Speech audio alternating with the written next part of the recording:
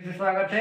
आज चैप्टर 3 का फिर से हम एमसीक्यू क्वेश्चन लिखने जा रहे हैं जो बहुत ज़्यादा इंपॉर्टेंट है क्लास 10 के लिए, एग्जाम के लिए।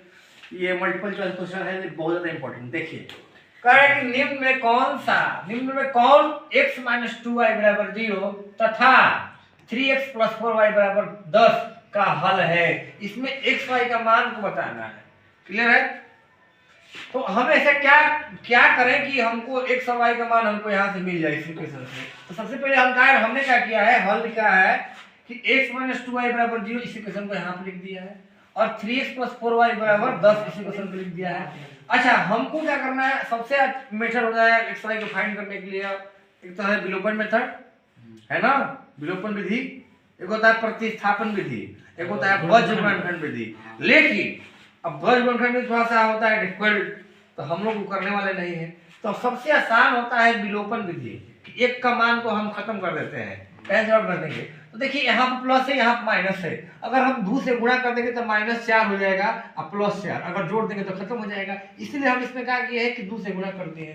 जब 2 से गुणा करेंगे तो 2 2 हो जाएगा, तो 2x लिखे हैं। अब इसमें 2 से गुणा करेंगे तो 2 देंगे 4y हो जाएगा। अब 0 में 2 से गुणा करेंगे तो क्या हो जाएगा, 0 ही ना रहेगा। अब उसी प्रकार से इसमें अब गुणा करने की जरूरत नहीं है। अब हम इसको इससे के सेपरेट यहाँ जो है ये इक्वेशन वहां पे लिख दिए हैं, वो हम इनको जोड़े हैं। तो जोड़ेंगे तो देखिए प्लस माइनस कट जाएगा। -4 + 4 तो 0 ही ना होगा भैया। तो -4y + 4y 0 हो जाएगा और 2x 3x 5x हो जाएगा और 0 में 10 जोड़ को जोड़ेंगे तो 10 हो जाएगा।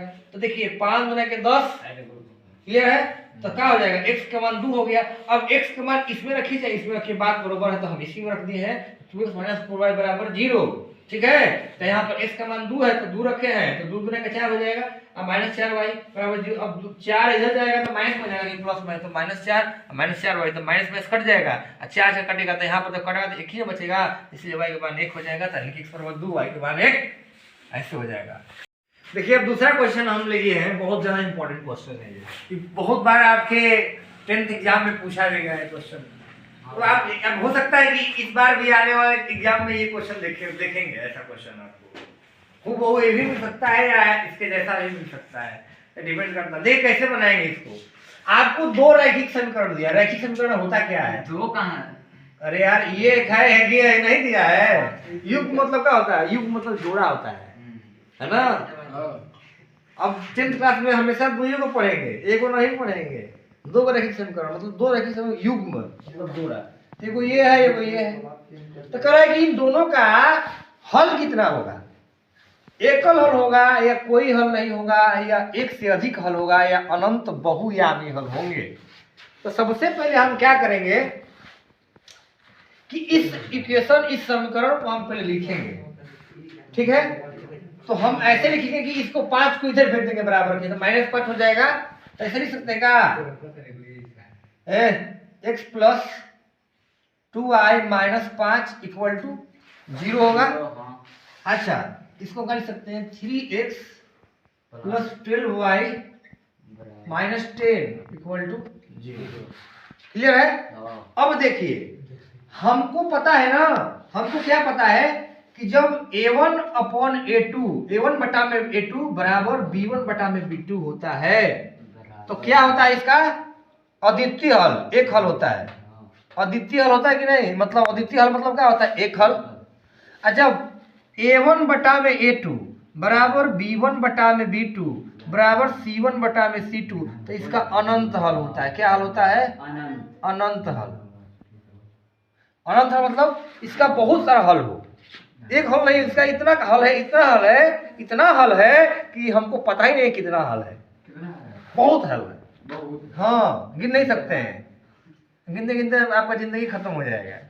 ठीक है, उसी प्रकार से अब देखिए A1/A2 = B1/B2 नॉट बराबर मतलब नॉट इक्वल टू C1/C2। तो इसका क्या होगा, कोई हल नहीं, कोई हल नहीं।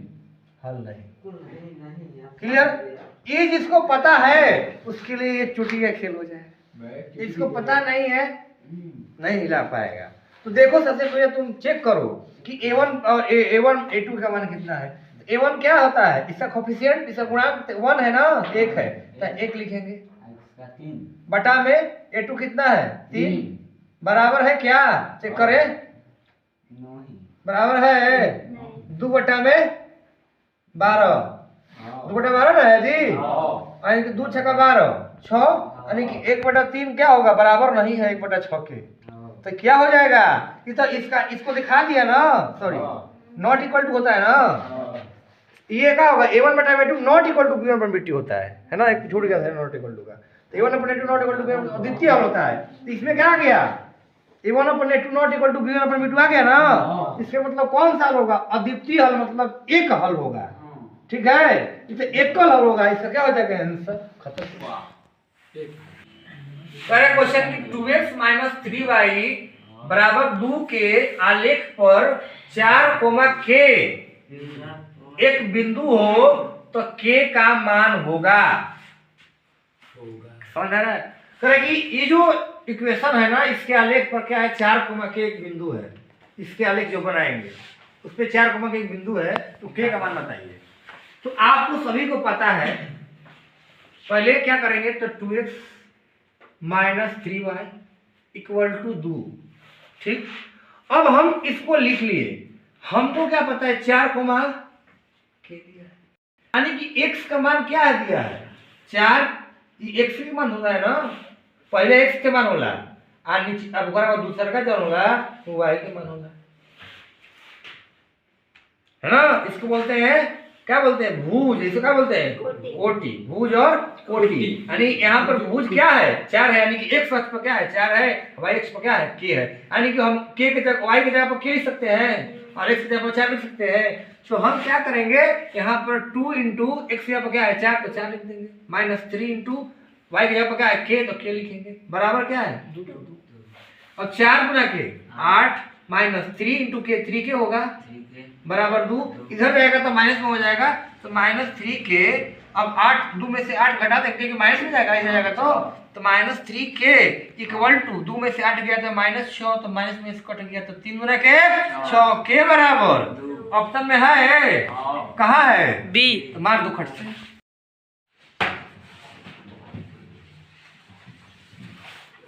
क्वेश्चन देख क्या कर रहा है, क्वेश्चन पे समझिए बात को, करें कि समीकरण युग्म x + 2y + 5 = 0 तथा -3x - 6y + 1 = 0 के हल होंगे। दो को समीकरण दे लेगा, और दोनों के समीकरण से आपको बताना है कि कौन हल होगा, इसका अद्वितीय हल होगा, अनंत हल होगा, कोई हल नहीं, इनमें से कोई हल नहीं, लेकिन जरूर अद्वितीय, इनमें से कोई नहीं है, मतलब कोई हल नहीं है, इनमें से कोई नहीं, ठीक है। तो हम क्या करेंगे, हम पहले देखेंगे, आपको अभी बताया है, इससे पहले ही बताया है कि A1/A2 not equal to B1/B2 होता है, तो क्या होता है एक हल या अद्वितीय हल या एक हल, अभी बताया है। अच्छा, A1/A2 बराबर B1/B2 बराबर C1/C2, तो क्या होता है अनंत हल, अनंत हल, ये बताया है ना अभी। उसके बाद A1/A2 बराबर B1/B2 not equal to C1/C2, तो क्या होता था कोई हल नहीं, कौन सा है कोई हल नहीं, क्लियर है। तो हम क्या करेंगे, अब हम देखेंगे यहाँ पर कोई हल नहीं होगा, यहाँ इसको लिख लेंगे पहले x + 2y + 5 = 0, -3x - 6y + 1 = 0। यहाँ A1 का मान कितना है, A1 A2 निकालेगा ना, A1 का है 1, तो 1, A2 कितना है -3, अच्छा बराबर 2 बटा में -6, अब देखिए बराबर करिए तो है बराबर 5 बटा में 1, अब देखिए हाई -1 बटा में -3 बराबर हाई कट जाएगा 2 3 6, 1 बटा में -3 मतलब -1 बटा में 3 लिख सकते हैं ना, लेकिन हाई बराबर नहीं है 5 बटा में 1, तो हाई दोनों बराबर है, मतलब कहने का मतलब कि A1 बटा में A2 बराबर B1 बटा में B2 not equal to C1/C2, तो A1/A2 बराबर B1/B2 not equal to C1/C2, कोई हल नहीं, कोई हल नहीं, कहाँ है कोई हल नहीं। हाँ देखिए देखिए इधर, यदि दो चर में दो रैखिक समीकरणों के हल अनंत हो तो उनके आलेख होंगे, अगर कोई दो समीकरण दिया है और यही बताया गया है कि क्या है, दोनों समीकरणों का जो हल हो वो अनंत हो तो क्या होगा, आलेख कैसा होगा उसका। तो देखो कोई भी अगर दो समीकरण का हल अनंत कब होगा, जब दोनों का आलेख क्या होगा, दोनों रेखाएं क्या हो, संपाती हो। क्या हो, संपाती। कैसे, जब भी एक हल होता है, एक हल होता है, ध्यान समझ लो, बहुत इंपॉर्टेंट है। एक हल होता है तो दोनों रेखाएं क्या होता है, एक हल होता है तो दोनों रेखाएं प्रतिच्छेदी होती है। प्रतिच्छेदी, दो रेखाएं एक दूसरे काटती हो तो जो दो रेखाएं एक दूसरे काटती हो उससे क्या हल होगा, कितने हल होंगे, एक हल होंगे। या एक हल होगा तो दो रेखाएं काटेगी एक दूसरे को, और जहां वो कटेगा वही होता है बिंदु।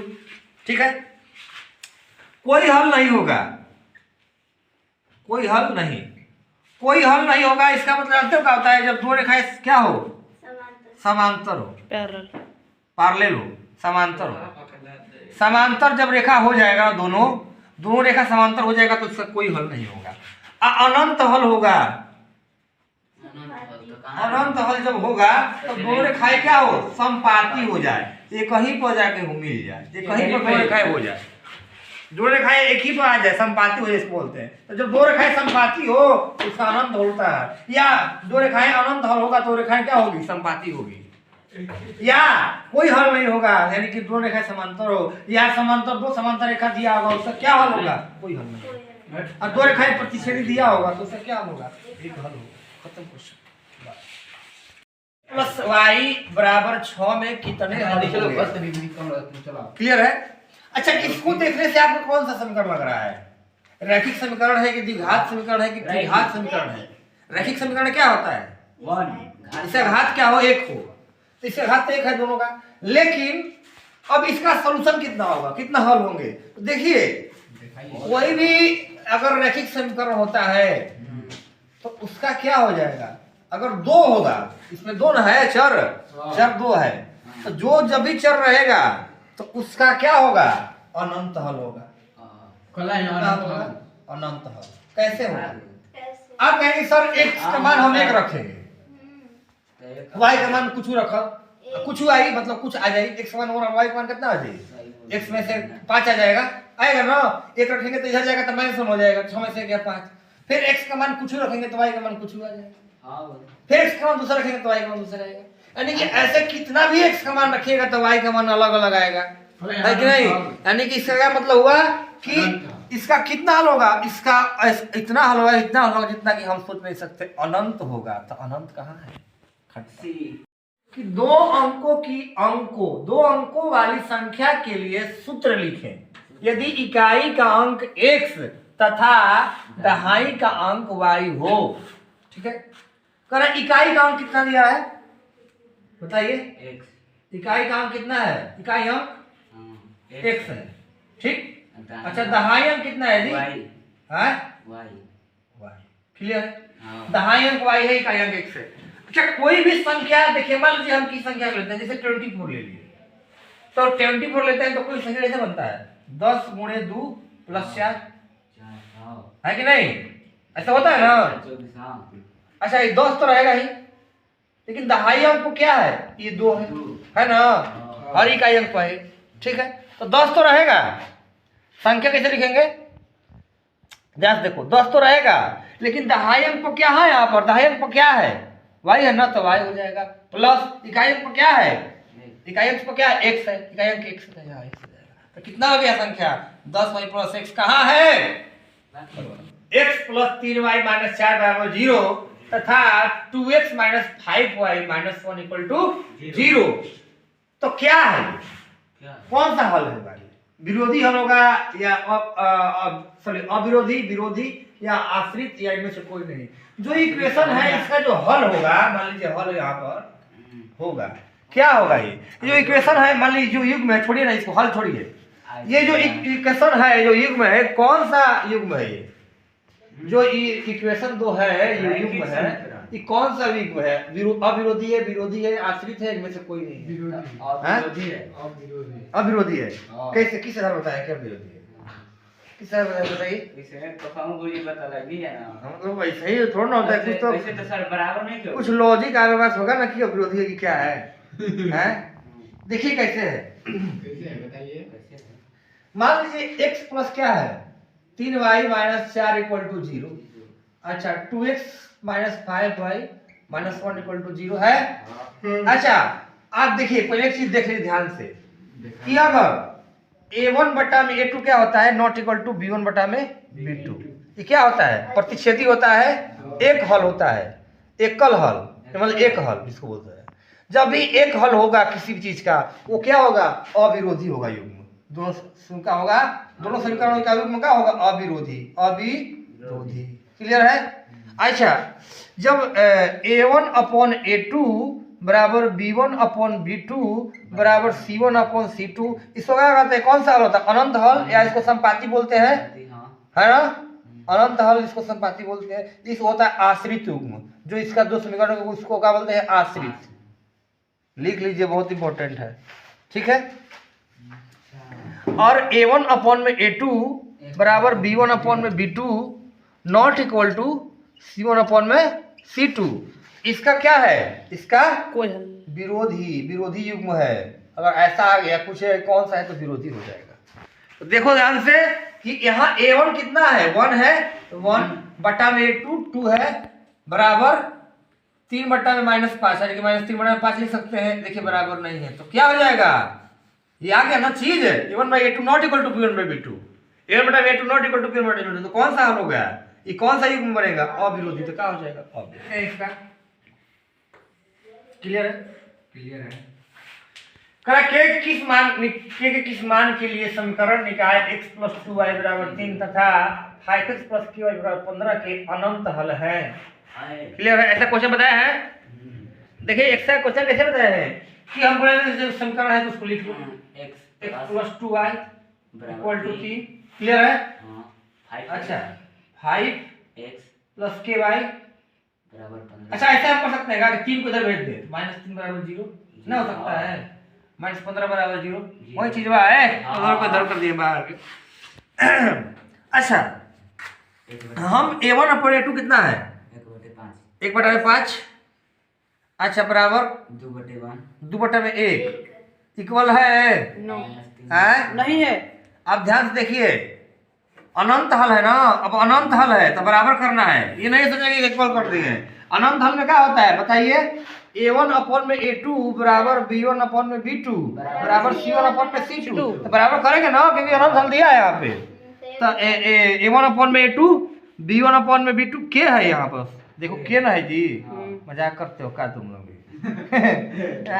यहाँ -3 बटा में क्या है -15 माइनस कट जाएगा 3 5 15 यानी 1/5 बराबर 2 बटा में के बराबर 1/5। तो कहीं भी इसको किसी से मिल सकते हैं, इसको इसके साथ मिल सकते हैं, इसको इसके साथ, दोनों बराबर है ना है। तो हम लेंगे किसी को इसको ले लेते हैं तो 1/5 बराबर 2 बटा में के इधर गुणा हो जाएगा तो के इधर हो जाएगा तो 5 दूना के 10। कहीं है आंसर ऑप्शन में, कहाँ है बी। मार तो खट से दी 173 x प्लस 197 y बराबर 149 और 197 x प्लस 173 y बराबर 221 हो तो x y के मान। इसमें देख क्वेश्चन देखना है उल्टा देगा, यहाँ 173 x 197 हो जाएगी, यहाँ पर देखिए 197 x हो गया 173 y हो गया। तो अब कैसे इस क्वेश्चन को करेंगे ऐसा कि अब उल्टा गया ना, उल्ट गया x y तो वहीं पर नंबर उलट गया 73 197 x हो गया है ना। तो कैसे करेंगे, सबसे पहले इस टाइप का क्वेश्चन में क्या करते हैं कि इन दोनों को पहले ऐड करते हैं। मैं हम लोग फर्स्ट है तो पहले इक्वेशन लिख लेते हैं 173x प्लस 197 y 149। क्लियर है। अब यहाँ पे 197 x है तो 197 x लिखेंगे प्लस 173 y है तो 173 y बराबर 221। इस दोनों इक्वेशन को क्या करेंगे, मान लीजिए इक्वेशन 1 है इक्वेशन 2 है। क्लियर है। इन दोनों को ऐड कर लेंगे, ऐड कर लिए तो देखो ऐड करेंगे तो 7 10 से हासिल 1 आज 9 7 16 17 से हासिल 1 1 1 2 हासिल 3 तब 370 x हो जाएगा प्लस वो भी इतना ही आएगा 370 y जोड़ोगे तो क्योंकि देखो यही तो चीज आया 73 ठीक है। और 9 1 10 से हासिल 1 4 2 6 1 7 2 1 3 70 और यहाँ पे देखो 370 कॉमन आ रहा है, इसमें भी है ना। तो 370 कॉमन ले लेंगे, बचा क्या इसमें x बचेगा, इसमें क्या बचेगा y बराबर क्या हो जाएगा 370 तो कट गया एक्स प्लस वाई कितना हो गया यहाँ से 1, क्या एक्स 103 लिख देंगे कैसा, क्लियर है। अच्छा अब इस इक्वेशन को ना अब घटाएंगे, जोड़ दिया एक बार, अब एक बार घटाया जाएगा। देखो इस इक्वेशन को यहाँ पे लिखते हैं हम थोड़ा सा यहाँ से, अब लिख दिए 173 एक्स प्लस 197 वाई बराबर 149, ठीक। और 197 x plus 173 y equal to 221। अब देखो ये, अब इसको घटाएंगे, ठीक है। अब घटाओगे तो 173 में से 197 घटाओगे तो माइनस में आएगा, तो 9 7 में से 3 गया कितना हो जाएगा 4, हाई हो गया तुम्हारा 9 में से 7 गया 2, हाई देखो माइनस कट गया तो माइनस 24 एक्स हो जाएगा। अब प्लस होगा 7 में से 3 गया तो 4, 9 में से 7 गया 2, 24 वाई बराबर 9 में से 1 गया तो कितना हो जाएगा, इसमें से घटाना है 8 9 में से नहीं 11 में से, इसमें से घटाएंगे, बड़ा है ना, बड़ा घटा के माइनस लगा देंगे क्योंकि छोटा में से बड़ा घटेगा ना, छोटा में से बड़ा घटेगा तो माइनस में लेकर आएगा ना, तो 11 में से 9 गया 2 हो जाएगा, ठीक। ये कितना हो जाएगा 3 हो जाएगा, नहीं यही 2 9 1 बचा तो ये 7 हो जाएगा, 7 हो जाएगा, कट जाएगा 72, ठीक। अब देखो 24 माइनस 24 से तो कॉमन ले लेंगे, माइनस क्या आ जाएगा 72 ना, क्योंकि दूसरे 21 घटाना ना 149 में से माइनस में 72 होगा, तो माइनस 24 कॉमन ले लेंगे तो कितना हो जाएगा x माइनस वाई, क्योंकि देखो माइनस लेंगे तो ये जहाँ x है ये प्लस हो जाएगा, ये माइनस हो जाएगा, बराबर माइनस के 72 हो जाएगा, तो माइनस में से वो कट जाएगा, और 24 तिहाई 72, तो ये कहाँ से कहा गया x माइनस वाई बराबर 3, इसको इक्वेशन नंबर 4 ले लेंगे। अब इक्वेशन नंबर 4 को और 3 को क्या करेंगे, बिलो ऊपर मेजर से कैंसिल आउट करेंगे, तो देखो x प्लस कितना था x प्लस वाई बराबर 1, और यहाँ पर कितना x माइनस वाई बराबर 3, अब इनको जोड़ लो, x कट गया ना, x वाई कट जाएगा, x प्लस माइनस है तो 2x हो जाएगा, अब बराबर 3 और 1 4, 2 के 4, x का मान कितना आ गया 2 आ गया ना। अब x का मान 2 आ गया तो y का मान निकालना है, तो यहाँ पुट कर देंगे x का मान, तो देखिए x का मान क्या हो जाएगा 2 प्लस वाई बराबर 1, हाई इसमें डाल दिए हैं, तो यहाँ पर 2 हो जाएगा तो माइनस हो जाएगा, तो y बराबर क्या हो जाएगा 1 माइनस 2, y बराबर कितना हो जाएगा -1, यानी कि x का मान 2 और y का मान -1 आ जाएगा, ठीक है। इसका क्या आ जाएगा